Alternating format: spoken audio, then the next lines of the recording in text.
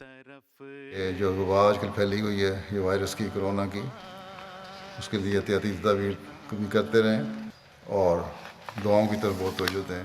We already were seeing that during this period, MTA is going to come even more into prominence and is going to fulfill its role of ensuring the communication of the members of the Jamaat with Khilafat even more than before. One day I am meeting Ahmadis from Australia, the next day from Indonesia or the United States, or from Qadian, Europe, Africa, Canada, and other parts of the world. While sitting here in Islamabad, the words and voice of Khalifa of the time are reaching every corner of the world.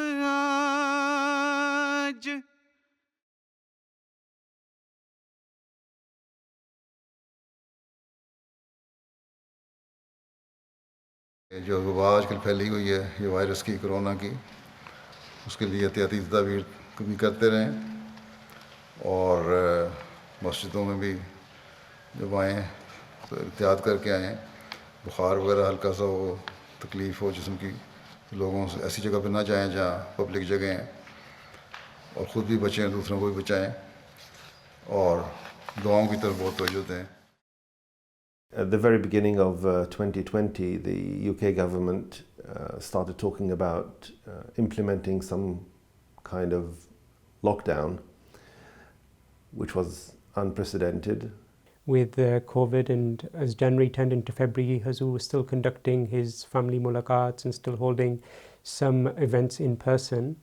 As we got nearer to March, I recall that there were some people, doctors or others, who were suggesting to Huzoor that it may be time to suspend the family mulaqats and the other events. But Huzoor kept them going as long as he considered it safe, and of course according to the laws, because he knows how desperate and MDs are to meet him and how much effort they make to meet him, and also because of his own love that he wants to meet as many MDs as possible. But then as it got into March, then a few days before the national lockdown was announced, the Huzoor also suspended the mulaqats, the family mulaqats. Corona की वबा के बारे में पहले ही मैं हिदायत दे चुका हूँ, याद दहानी करवा दूँ, क्योंकि अब ये तमाम दुनिया में बड़ी तेज़ी से फैल रहा है और यहाँ भी इसका असर बहुत ज़्यादा हो रहा है. अब हुकूमत भी इस बात पे मजबूर हो गई है कि इक़दाम उठाए और ज़्यादा सख्त इक़दाम उठाए, बड़े इक़दाम उठाए. जब बीमारियाँ आती हैं, वबाएँ आती हैं, तो हर एक को अपनी लपेट में ले सकती हैं. इसलिए हर एक को बहुत एहतियात की ज़रूरत है. हुकूमती हिदायत पर अमल करें. अल्लाह ताला दुनिया को इस वबा की के असरात से बचा के रखे. From these types of misfortunes or problems or trials, the Jamaat always goes from strength to strength, and that is something that we saw, that the Khalifa Waqt is always thinking about moving the mission of the promised Messiah forward and not to let anything get in the way of that. I also recall in those early days when all the programs were cancelled, or the vast majority, that I asked Huzoor one day that, Huzoor, would it be appropriate if Huzoor issued a written message every week to the members of the Jamaat to try and fill up this gap of the lack of events? And Huzoor's response was that jab MTA hai to phir kya zarurat hai. That was also an early symbol and sign that Huzoor already was seeing that during this period MTA is going to come even more into prominence and is going to fulfill its role of ensuring the communication of the members of the Jamaat with Khilafat even more than before, and I think that's certainly what we've seen. On the Thursday, I had a call from the private secretary saying that Hadrat al-Masih Ayyadullah Ta'ala ibn Aziz wanted to see me. So I came to Islamabad on Thursday afternoon and met Huzoor. And when I met him in the office, he said that tomorrow we won't have a Friday sermon from the mosque as we're used to it. And because of that, people may be worried So instead, I will deliver a message from my office from here. जुमे के रोज़ MTA पर खलीफा वक्त का खुतबा सुनना ऐसा है कि जिसकी अब लोगों को आदत पड़ चुकी है. अगर आज इस वक्त मैं जमात से मुखातब ना हुआ तो लोगों को बाज़ दफ़ा मायूसी भी होती है और फिर इसके अलावा मुख्तलिफ़ किस्म की क़यास सराइयाँ भी शुरू हो जाती हैं. इसलिए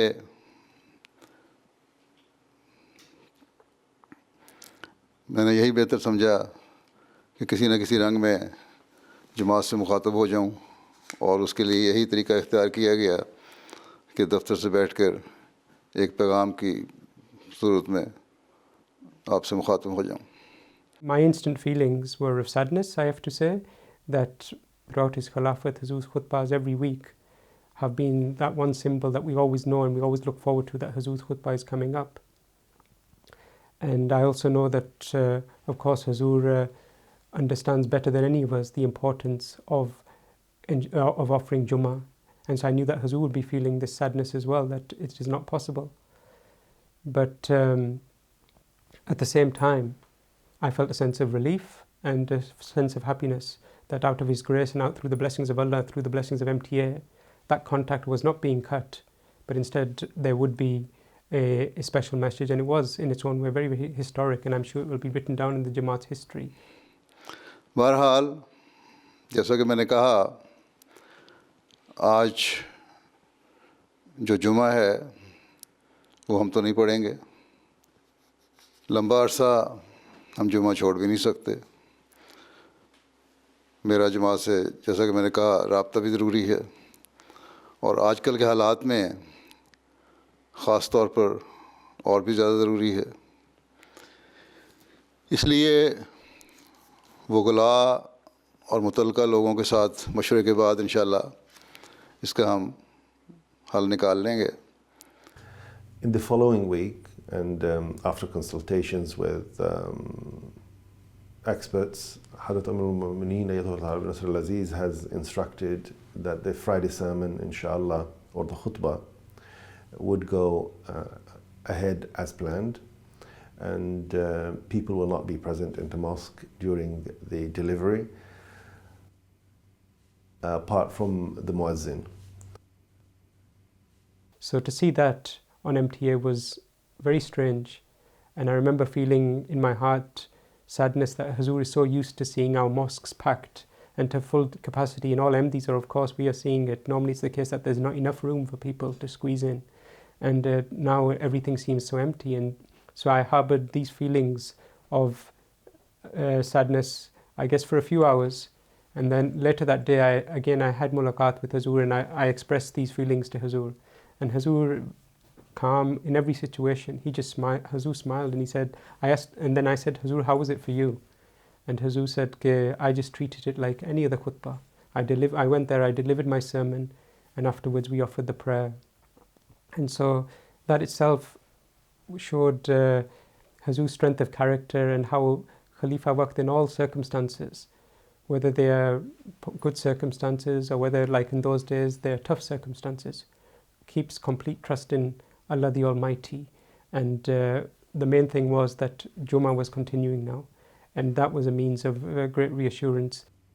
With the build of Islamabad, some infrastructure and facilities were put in place for virtual or video conferencing facilities, and at that time Hazrat Amir al-Mu'mineen Ayyadullah ibn Nasr al-Aziz has approved that type of installation or the facilitation in infrastructure-wise.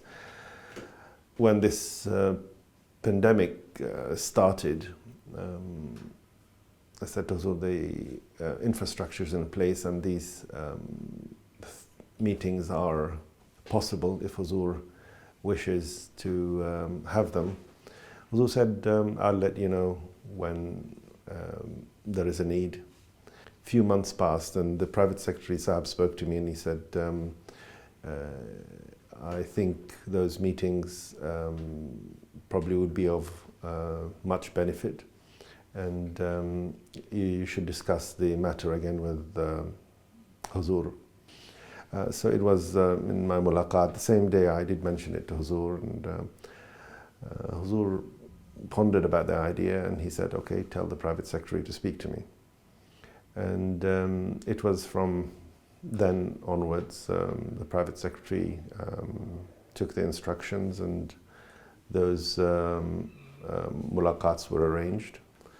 Apart from the weekly Friday sermons, which is broadcast live around the world, a new avenue of mulaqat, the virtual mulaqat, has emerged during this period. Through these interactive mulaqats, I am able to meet directly with members of the Jamaat from around the world and to hold meetings with office bearers. One day I am meeting Ahmadis from Australia, the next day from Indonesia or the United States, or from Qadian, Europe, Africa, Canada, and other parts of the world. While sitting here in Islamabad, the words and voice of Khalifa of the time are reaching every corner of the world. As we witness these blessings and observe this rapid advancement, we cannot help but recall the prophecy of Hazrat Muslim Maud anhu that I mentioned earlier, where he said that time was coming when the Khalifa of the time's voice would be heard live across the world. From these virtual mulaqats, in every meeting, somebody would seek Huzoor's guidance or will introduce themselves, and Huzoor will offer them prayers or guide them in a certain way, which is very inspiring to see firsthand. So my question is, among all good advices that you give to us, if you had to choose one for teenagers like us, which one would you point out? So the best advice is that offer 5 daily prayers regularly, right? And alongside it, never tell lie, right? So there are two things you have to follow. I remember that very first mulaqat. One thing that took me a little bit by surprise, I wasn't expecting Huzoor to control the meeting as naturally as he would in a normal meeting where people would be present. I had assumed that because it's online, that the person locally will say, Huzoor, the next person to present will be this person, the next person to come forward will be this person. But straight away, Huzoor started calling the individuals, and then when there was time for questions, Huzoor was looking, and I remember him saying to somebody that you in that colour shirt, you come forward, and then he would call the next person. And so just that whole interaction, which was really genuinely interactive, was beautiful. Would Huzoor like to give us blessed guidance on how to maintain the bond of marriage, especially for newly married couple? Acha, mashallah. So your physique shows your wife cooks very good food. So whenever she gives you good food, then you should praise her, right? Yes, Huzoor. Always think that you have to set example before her, and always think that if the relation between husband and wife are not good, then your children will also suffer. And in this way, you will be destroying the future of the new Ahmadi generation. Right? So, the best way is that the man or the husband should set his good examples in the house and always be polite and kind to your wife and children. I would like to find out from you, what are your expectations from Lajna Imaila Ghana? My expectation from you is that 100% of your Lajna members should be regular in offering 5 daily prayers. My expectation from you is that 100% of your Lajna members do Tilawat Quran Kareem daily. My expectation is that at least 50% of your Lajna members involve themselves in the preaching and tabligh activities. My expectation is that 100% of your Lajna members study some book of the Prophet Messiah ﷺ. My expectation is that all the Lajna members who are married should train their children in a way that they become good Ahmadi. My expectation is that all the Nasrat members are regular in offering prayer as Lajna and do Tilawat Quran Kareem and try to learn Islamic knowledge and also try to learn what Prophet Messiah ﷺ expected from us, and that is to increase our level of piety and righteousness. My expectation is that all the Lajna members should follow the motto of modesty is part of your faith, right? And these are some of the expectations. If you achieve this, then you will be one of the best Lajna of the world. And I hope that Ghana Lajna, if they try, they can be among one of the best Lajna in the world. The response has been beyond anyone's imagination, and the benefit that Huzoor was giving those Jamaats and the guidance that he was providing to those attendees, it was absolutely tremendous. Many people sent their feedback that having watched the mulaqats, their faith and bond with Khilafat has strengthened, or that they have learned new points that will aid their moral and spiritual development. Other rights that they have learned about the administrative system of the Jamaat through these programs, while some write that they had long held questions in their hearts that were answered during the mulaqats. People also write that they have come to better understand the vision and views of the Khalifa of the time on particular issues, whether they be religious or contemporary matters. Many also write how these programs have motivated them to personally reform and improve themselves and to strive to increase their service to the Jamaat and to play their role in ensuring that the unity of our Jamaat only ever increases. There is nothing that replaces a face-to-face meeting. That's quite evident to sit in Huzoor's presence physically. It has its wonderful experience. It cannot be described in words. It's a feeling that you get. It's a connection that you get by surrounding yourself with pious people. And what a more pious company than Khalifatul Masih Ayyadahu Ta'ala Nasr al-Aziz. Sitting with him and meeting him face to face is something that cannot be replaced by any technological means. Having said that, this type of mulaqats in such conditions as COVID and the lockdowns that were in place around the world, it enabled Khalifatul Masih to meet people, but also the extra blessing enabled him to meet people that are unable to meet him physically for many reasons. You know, even if you had the financial means to travel, many won't be granted visa, for example, to meet him. And if Huzoor does visit, it's not always possible to meet Huzoor face to face because of the limited time that he's present in the country and the amount of people that want to meet him. One benefit is that, which I get from this virtual mulaqat, is that I can see your faces.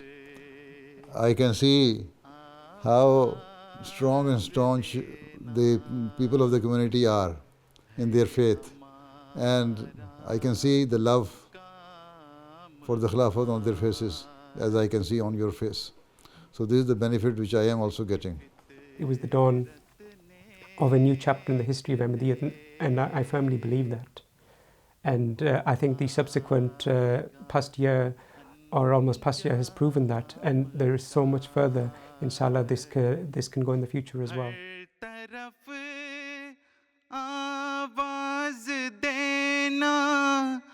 है हमारा काम